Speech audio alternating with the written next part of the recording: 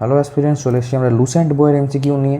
প্রথম কোয়েশ্চেন দেখে নেবো। From the following language listed in the 8th schedule constitution, pick out the one which is the official language of a state. কোনটা official language? না হচ্ছে উর্দু। ঠিক আছে।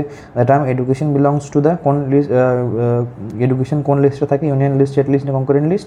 Concurrent list. How many schedule of the constitution of India contents? কতগুলো schedule আছে এটা বলতেই হবে। Option D 12টা।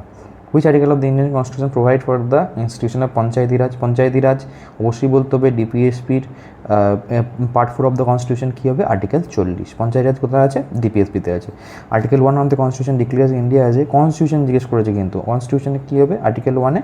না union of a state. Federal state নয়, কোয়াসি ফেডারেল কে বলেছিলেন? কেসি ওয়্যার বলেছিলেন, কিন্তু ইউনিয়ন অফ এ স্টেট হচ্ছে কনস্টিটিউশনে আছে। How many articles are the Indian constitution?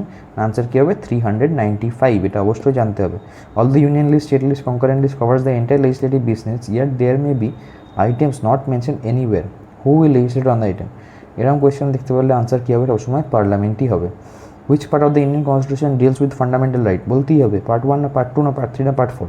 Part 4 বলে দিলাম ডিপিএসপি, তাহলে এটা কী হবে? Part 3।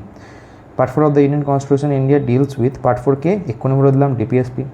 Power, authority and responsibility of municipalities are listed in which of the following schedule of the constitution? কোনটা হবে?